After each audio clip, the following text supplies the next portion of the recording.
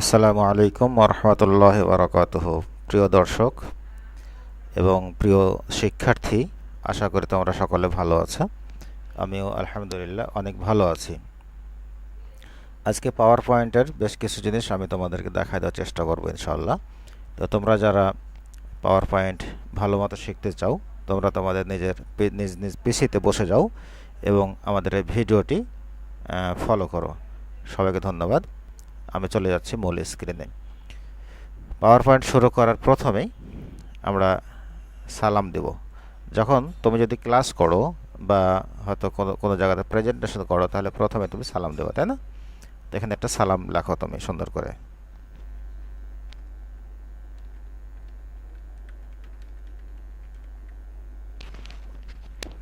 আমি আসসালামু আলাইকুম ওয়া রাহমাতুল্লাহি লিখলাম এবং সেই সাথে আমি এখানে একটা পিকচার দেব। এই জায়গাটাকে উঠিয়ে দিলাম, তারপরে ইনসার্ট পিকচার, এখানে ডাউনলোডে গেলাম, ডাউনলোড থেকে এই পিকচারটা নিলাম, এখানে আমি একটা সালামের পিকচার দিলাম।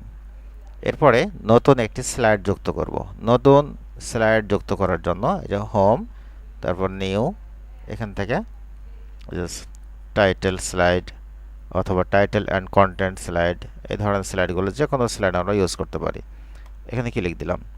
এখানে ক্লিক দেওয়ার পর আমি আমার এখানে আমার নিজের সম্পর্কে লিখব।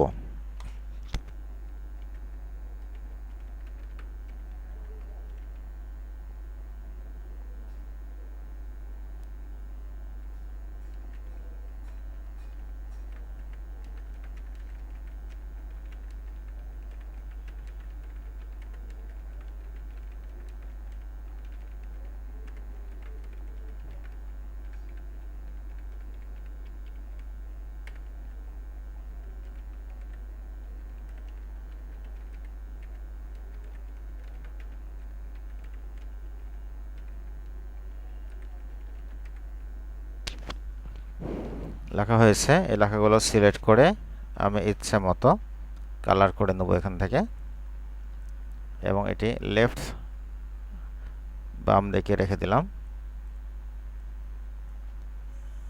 এদিকে ছোট করলে লেখাও ছোট হয়ে যাবে। এই জায়গাতে আমি একটু পিকচার দেব। পিকচার দেওয়ার জন্য ইনসার্ট পিকচার, তারপরে আমার নিজের পিকচার দিব। তো নিজের পিকচার যেখানে আছে আমরা সে জায়গাতে চলে যাব।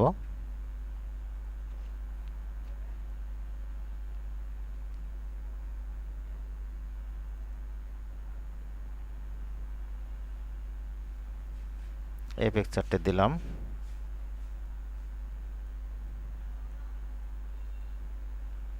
ব্যাস। এই বক্সটা যদি আমি কালার করতে চাই, তাহলে শেপ থেকে শেপ ফিল থেকে এভাবে কালার করতে পারবো। এই বক্সটাও যদি আমি কালার করতে চাই, তাহলে এখান থেকে এভাবে কালার করতে পারবো। অথবা যদি আমি আউটলাইন শুধু দিই, তাহলে এভাবে আউটলাইন আছে, শেপ আউটলাইন, এখান থেকে আমি আউটলাইন কালার করতে পারবো। এই ছবিটি যদি কোনো কাজ করতে চাই, তাহলে ফরম্যাট, তারপরে যে পিকচারের যে স্টাইল আছে, এই স্টাইলগুলো আমরা ছবিতে দিতে পারবো, এভাবে দিতে পারবো। তো এভাবে আমি অলরেডি 2টা পৃষ্ঠা কাজ করে ফেলছি। এখন যখন তুমি ক্লাসের জন্য এভাবে প্রেজেন্টেশন তৈরি করবা, তখন তুমি এই স্টাইলে প্রথমে তুমি সালাম দেবা, পরে তোমার নিজের পরিচয়পত্রটা দেবা, তারপরে আবার নতুন একটা স্লাইড নিতে হবে, নিউ স্লাইড, তারপর যে কোনো একটা স্লাইড নিতে হবে। এখানে যে বিষয়ের ক্লাস করতে চাই, যেমন ইংলিশ বা বাংলা, আরবি, যে কোনো ক্লাস যেটা আমি নিতে চাই, সেই বিষয়টা সেই ক্লাসের নাম লিখতে হবে, সেই সাবজেক্টের নাম লিখতে হবে, কোন পৃষ্ঠা পড়াবো সেই বিষয়গুলো এখানে লিখতে হবে। তো আমি জাস্ট 2টো পৃষ্ঠা এখানে তৈরি করেছি। এই 2টো পৃষ্ঠাকে আমি এখন স্লাইড শো করে দেখাবো, অ্যানিমেশন দিয়ে দেখাবো। অ্যানিমেশন কাকে বলে? অ্যানিমেশন হচ্ছে কোনো স্থির চিত্রকে সচল করাকেই অ্যানিমেশন বলে। কোনো স্থির চিত্র, ছবি, টেক্সট যাই হোক না কেন, সেটিকে নড়াচড়া করা, চলমান করে দেওয়াটাই হচ্ছে অ্যানিমেশন। তো আমি এই অ্যানিমেশনে গেলাম। অ্যানিমেশনে যাওয়ার পরে যেমন এই যে এই অ্যানিমেশনটা দিলাম, আমি লেখাটা নিচ থেকে দৌড়িয়ে চলে আসলো। আচ্ছা, অ্যানিমেশনটা যদি দিতে না চাই, সেক্ষেত্রে সেটা রিমুভ করার সিস্টেম আছে। তো এখানে কোন অ্যানিমেশনটা আমার ভালো লাগবে, সেই অ্যানিমেশনটা এখান থেকে এভাবে আমরা দিতে পারবো। সেটা আস্তে করতে পারবো অথবা জোরে করতে পারবো, অথবা এখানে অনেকগুলো অ্যানিমেশন আছে, যে কোনো অ্যানিমেশন আমরা এখান থেকে চুজ করে নিতে পারবো। এখানে একটা অ্যানিমেশন দিতে চাই, তো এখানে আবার সিলেক্ট করার পরে এখান থেকে যে অ্যানিমেশনটা আমার ভালো লাগবে সেই অ্যানিমেশনটাই আমরা এখান থেকে দিতে পারবো। এখন ডাইরেক্ট প্রিভিউ হয়ে যাচ্ছে, তো যেটা আমার ভালো লাগবে সেই অ্যানিমেশনটা আমি দিয়ে রেখে দেব। ব্যাস।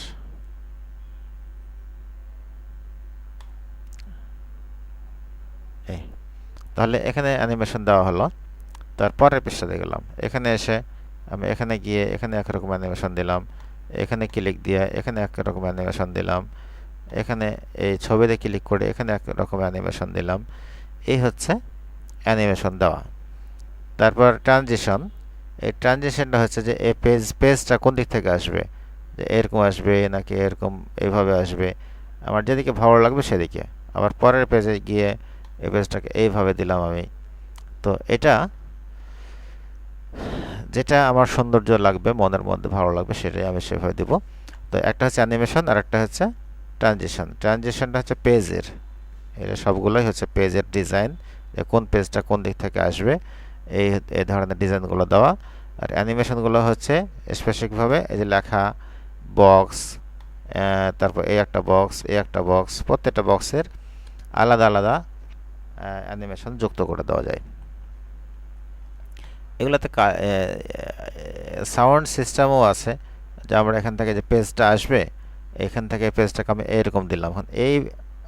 এখানে যে একটা সাউন্ড আছে, এই যে সাউন্ড, এখানে এই যে সাউন্ড, এখানে যে সাউন্ডগুলো আছে এই সাউন্ডগুলো আমরা এখানে যুক্ত করে দিতে পারি। যুক্ত করে দিলে পরে সেই সাউন্ডটা এখানে জোরে আওয়াজ হবে।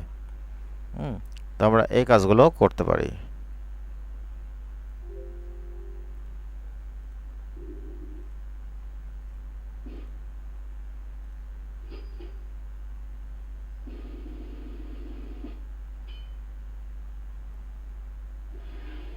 এগুলো সবগুলো সাউন্ড।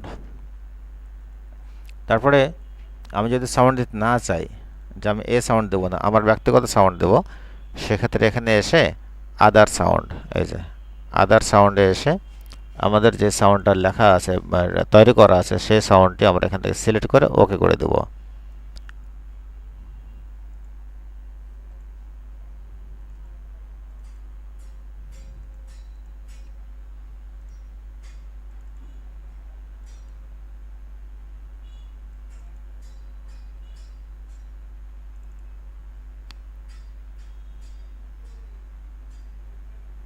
যেমন এই সাউন্ড, এই যে অফ, WAV অফ, এই সাউন্ডগুলো এখানে যুক্ত হবে। ক্লিক দিলাম,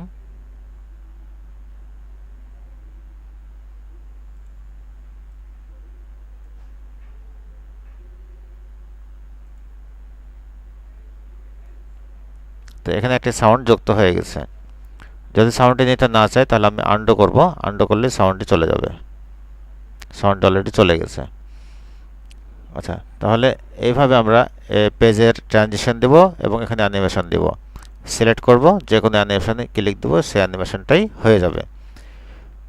তো আজকের ভিডিও আমি বেশি লম্বা করতে চাচ্ছি না, আজকের জন্য এ পর্যন্তই। সবাইকে ধন্যবাদ এবং মোবারকবাদ জানিয়ে আজকের আমার ক্লাস শেষ করছি।